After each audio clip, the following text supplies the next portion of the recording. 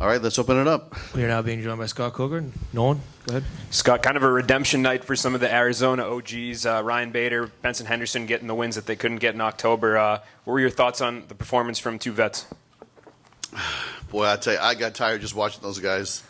I mean, Bader he had a rough fight. He had to grind it out, and Moldavsky is a big guy, and he's no joke. So I think Ryan did what he had to do. I thought he won the fight as well. I think it was close, and for a minute there, I thought he was going to knock him out in the first round, to be honest. And then Moldavsky came back, and he had his own game plan and started taking Ryan down, controlling the wrestling. But it was a grind, and I'm so happy for Benson because, you know, there's been so many close decisions where it didn't work out for him that he finally got the decision. So I'm really happy for Benson. Both those decisions were pretty close, and people online seem to some people scored it the other way for both of them. How did you score the main event and co-main? Did you agree with those decisions? Oh yeah, I agree with the decisions because, you know, it's really just like a fraction of, you know, did this work or that work? It's too close. And I honestly, I was talking to one of the judges. I said I would not want to be a judge for either one of these fights. They can keep that job because I have no interest in doing it. But it's, you know, close fights. And like I said, look at Benson. Sometimes it doesn't go his way. And the decision, you know, where I thought maybe he would have won, he lost. And Ryan was, I think Ryan clearly won the fight by 1 point. And that's how they judged it. So that's how I saw it. After the fight, you guys announced Czech Congo, the rematch. So can you talk about the thought process behind rebooking that fight? And does that mean that Ryan Bader versus Fedor will not be Fedor's retirement fight? Yeah, so this is a fight that, you know, we've been putting together for a while. And, you know, they fought in San Jose a couple years ago. It was kind of a, you know, like I think it was an eye poke, or it was something that I think it was not a very clear decision or winner. And so I go, let's just run it back. And we've been trying to put that fight on it for some time. And we had a date in Paris that we wanted to go in May. It's the week before the fight in London with MVP versus Amosov.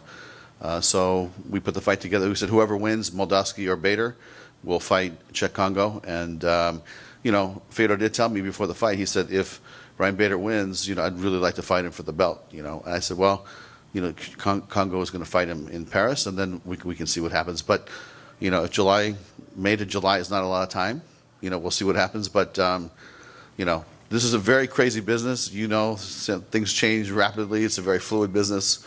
So let's see what happens.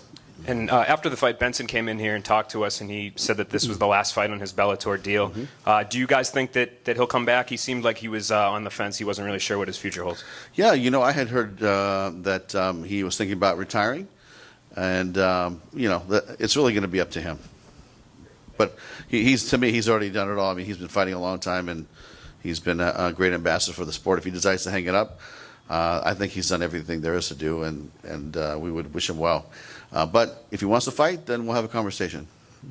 Scott, Henry Corrales was back here. He said he also fought out his contract, and he was hoping to come back. Is that another guy you're going to have a conversation with as well? Yeah, absolutely. I mean, I think he's a talented fighter, and you know, we'll sit down with him and start talking about his next deal.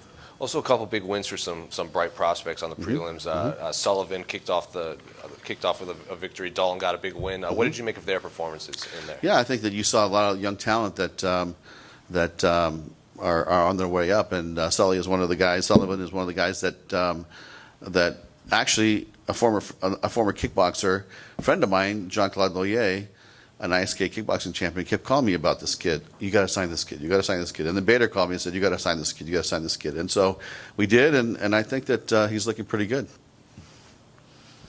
I think a lot of people were kind of looking at Fedor as probably that next guy for Bader. So now that that's off the table, do you have any plans for Fedor? Any conversations with him yet? You know what? He and I will sit down probably later tonight or tomorrow morning, and we'll have a conversation. But you know, this is his retirement fight, and you know, it's now that Bader is a champion. It's like, you know, I'm not sure if they will be able to get to lock it up at some point. You know, but there's other heavyweights that he could fight. So, you know, we'll find somebody for him that makes sense.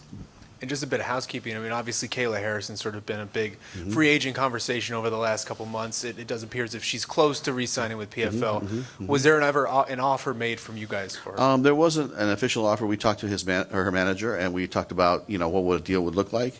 And I think those conversations are ongoing. I don't think anything is set. I don't think she signed anything, and we'll continue talking. To Ali either tonight or next week. And it's she's got a lot of offers right now, and we'll see what happens. And then just lastly from me, just seeking clarification. I mean, it seems like Chris Cyborg and Kat Zagano have been going back and forth on social media quite a bit. Some things have been said. Nobody really seems certain whether they're fighting each other, if there's a date, anything like that. Can you clarify, I guess? Well, I think I would love for them to fight. I think timing is going to be an issue on that fight when Kat is ready to fight her, and we would like that fight to happen as soon as possible. So that is the plan? That is our plan, but we have to have both fighters agree to that plan. So we're talking to the managers and Kat's manager and find out when she'll be ready to one fight, and we should be willing to fight Cyborg. Scott, another follow-up.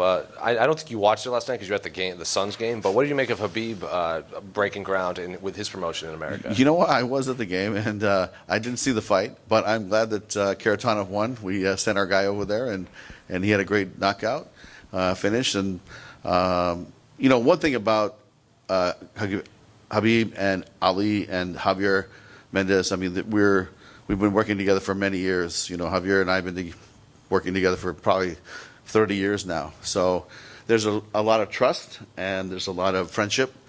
And Habib is a super honorable, martial artist. And we have a good relationship with them, and we'll support them when we can. I told them, I said, look, we have a business to run as well, but when we can support you, we will. And, it's there's nothing off the table. And finally, is there any update on AJ Mckees' next fight? I know he's at the top of your rankings, and I think fans are really excited to see him get back in there. Yeah, I mean, tonight there isn't, but I think in the next couple of weeks we'll have something set and ready to go. But we want to get him back into the cage as soon as possible. Okay, guys. Oh, okay, sorry. Hey, Scott. After putting together two great cards here in Arizona, 268 back in October and here tonight, do you think there's a chance that you guys maybe come back here by the end of 2022, or any chance you guys come back here anytime soon?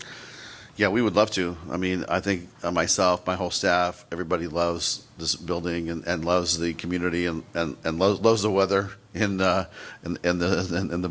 January, February, to have a 75 degrees. It's very, very comfortable, very much at home here. But we would like to come back maybe before the end of the year. Again, this is a very busy venue. They have a lot of teams going on in here, and they have a lot of concerts. But we'll try to get something going. But Ryan's going to fight. We'll see what happens with Benderson, and we'll see what happens with Corrales. But I think we'll be back before the end of 22. And lastly, if Corrales does come back to Bellator, would you ever consider rebooking the Aiden Lee versus Corrales fight? Corrales did pick up the win, but it was a little bit iffy at the end with the eye poke. So. Yeah, I mean, that's something I'd like to go back and talk to my guys and see, and Jane, and see, what they're thinking. But, for the most part, that's been our style, is like, and every time we have a fight, it's kind of like you're reshuffling the deck. And so, let's go back and talk about it and see what makes sense. But we can answer that for you next week. Thanks. Mm-hmm.